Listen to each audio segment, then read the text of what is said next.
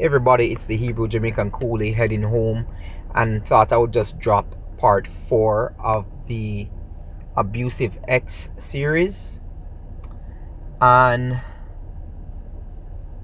basically, where I left off is after I stood up to her, she was extremely cheerful, extremely elated, extremely happy. You know, it was like a completely different person. And you'd think that she would understand her place when it comes to fighting a man, or fighting me in particular, because I still held back. And I told her that I held back because that's just not me. I'm just not like how I do it is just to make a point. It's not to harm, but it's just like get you to stop. You understand? I'm not in the business of fighting women. I'm not in that business, but I do believe in defending myself. I do believe that a woman should be able to put her hands on a man, and if she does that, she deserves everything that's coming for her. I don't believe in this whole thing of not fighting back or letting her do whatever she's supposed to do. That's never happened in history. That was never a thing in history. So I don't see why we're trying to do that in modern society. We've never had women be so vicious to men. You understand? It's never been a thing where women were so vile and toxic and evil and abusive to men in our society. You understand what I'm saying? So, you know, I didn't want to.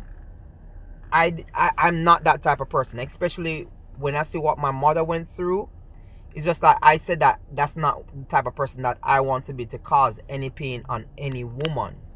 So you see, it comes with a lot of things. That was my mental problem too, where because of what my father did to us, it's like a lot of things in life prevented me from doing certain things. And I kind of like that, like the fact that that held me back from doing a lot of evil, because I didn't want myself to see or to feel that I was the image of my father doing all those evil things. So I did my best to avoid a lot of things like getting drunk and things like that. In any case, the abuse didn't stop.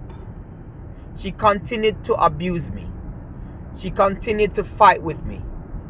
So I decided that I wasn't, like, after the incident, I just never felt good within myself, because like I said before, it's just not who I am. It's not who I am. And when you're not that type of person and you do those kinds of things, it just makes you feel like worse. It don't make you feel liberated. It don't make you feel validated to do it.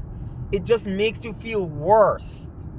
You understand? So I never felt good that somebody made me go to the point of striking her.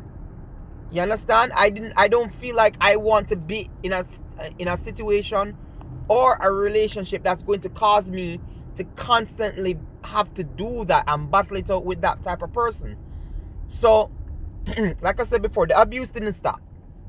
So 2 weeks after that, she started to abuse me again. And you'd think that she'd get the notion that, you know, you're not as strong as I am, and if I want to really and truly lay you out, I can lay you out. And for 3 days in a row, she abused me. Monday, Tuesday, Wednesday. On the 4th day, while I was at work, I basically messaged her and I said that we need to talk. I got home. I left work early. I told him that I have to leave early. I left work about 2 hours early, got home, because she usually gets home like 2 hours after me anyway. So that's 4 hours I have to pack my things. Like I said before, whatever we had that we bought together, I let her keep it, because I said things like TV, the treadmill that we bought, like the workout equipment, I said those things she can keep them. They can be replaced. I can always make more money and buy those things again. I got home, I packed my things, I put my suitcase in the living room. And basically, you know, waited for her. So when she came home, she saw this and she was like, so what's going on? What is this? And I said, yo, I'm done. I'm done. I'm leaving. I don't want to be in a relationship like this. This is abusive. It's wrong. There's something wrong with you. You need counseling. You need help. And I don't want to be in a relationship. I just don't want to be in a relationship like this. And like for a good like 5 to 10 minutes, even as I explained a lot of points and stuff like that, I said to her, I kept repeating to her, I don't want to be in a relationship like this. Right? And I tell her that, you know, I'm not my mother and I'm not going to live the life that my mother lived. You understand? I kept saying, I don't want to be in a relationship like this. I kept telling her that I just don't want, this is not what I want. So she starts crying and promises to do better, promises that she's gonna get help. Oh, by the way, the whole time she never sought any help. And this is what abusers do, narcissistic abusers. They will promise and claim that they're going to get help and never get it, right? Because they will tell you everything and anything you want to hear to make sure that you stay in their life so that they will have access to you and have the opportunity to continue to abuse you. That's how they are. That's who they are and that's how they are.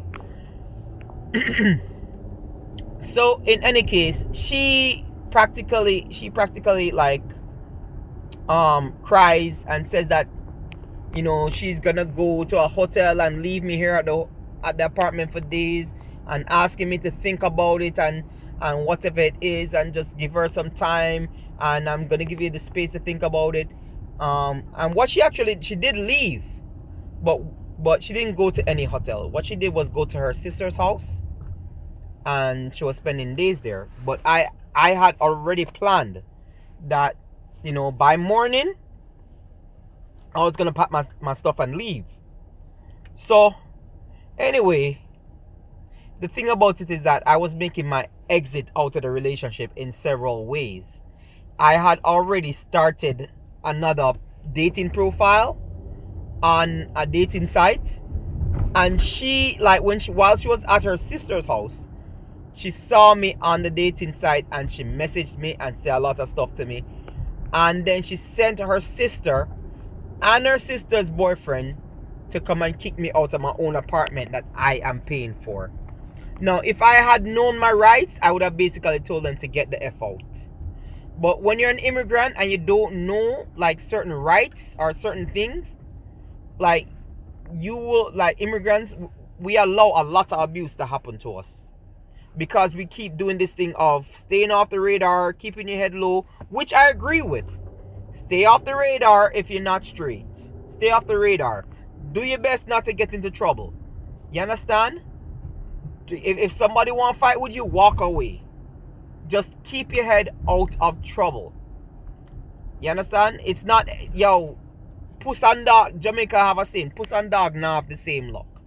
It means basically just because something works out for another immigrant doesn't mean that it's going to work out for you. And you can't take that chance either. So she sent her sister and her sister boyfriend to kick me out of our apartment when I was already packed up and stuff. So this was like the middle of the night. I had to call my cousin to basically come get me. And I couldn't grab everything. But I told her sister to F off and tell my ex that basically if she throws away any of my stuff, she's gonna have some problems. And that I'll come back in a week and pick up my stuff. In any case, now I was actually really and truly so happy to be out of that house that I told my cousin, say, yo, I will sleep on your freaking kitchen floor. I was so thankful for my cousin for coming to get me that I was like, yo, I will sleep on your freaking kitchen floor, Bridget. So in any case, you know, the relationship ended in that manner. I was free. I was happy. While I was staying at my cousin's, and stuff, because I was actually supposed to go down to my relatives and stuff, but my cousin kind of convinced me to stay and say, yo, just stay, rebuild your life and thing, and I will help you find a place to go, you see me, go rent off again. So I was like, all right, thank you, cousin, and thing. So basically now, after I a week passed. I didn't say anything to her, never messaged her, never said anything bad to her or about her online or whatever it is. The only thing I did was change my status from, being in a relationship to being single again. And of course, I started to go out again within that week. Started to seek a companion, but not really to get into a relationship, but just like to go out. After a week, she messages me about, coming over to get my stuff and, whatever it is. And that she wants to talk and she wants some closure. Let me tell you something, man. You see, anytime a woman says she wants closure, you know what she wants?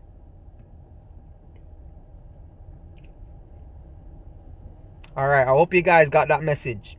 Anytime an ex looks at you and says that she wants closure, she wants to use her body and pummel you into the middle part of the bed. So after, when I was messaging her and I was like saying, yeah, I'm gonna come and pick up my stuff, but I'll pick it up on my own time. And she's like, you still have the house keys, why don't you come by and pick it up? I said to her, why? Do you think I want you to go tell people, say, yo, I'm breaking into your house and stuff? You think I'm stupid? I said, no, I will come there when you're there. I'm not going there by myself. You understand? And I said my cousin is going to be out in the parking lot waiting for me. So if you try nothing funny, my cousin will be there to basically call police and things like that. In any case, the time came for me to go over the apartment and pick up my stuff. I went, and she was just like talking to me. She's like, how are you, stuff like that. And she started just like she hugged me, and she's like, she didn't want the relationship to end and whatever it is, and how she misses me and stuff like that. I was like, whatever. And she practically started to cry, and she started rubbing herself up on me. And truth be told, there was some desire for her in me still, and so we ended up doing stuff for her closure. So I gave her some closure. And in any case, after that, I picked up my stuff, kissed her goodbye, and then that's where the relationship ended. We did not keep in touch, did not keep in contact until a couple of years later, where we both contacted each other on the same day. So that's for another story. But that's how the relationship ended. I'm glad it ended, and I'm glad it ended the way that it did, because who knows where I would be right now. Maybe I would be 6 feet under the ground, or maybe I would be in prison because of the whole heap of fighting until one of us would have been deleted because, whatever it is. So, gentlemen, please be careful of the relationships that you get yourselves into, and please be careful of where you stick your penis, because, there is something called a soul tie, and you don't want that happening to you. You don't want to be tied spiritually to anybody and not be able to let go or to move on with your life, when especially that person is not good for you. This is the Hebrew Jamaican Coolie, and I will see you with another topic and in the next video. Shalom.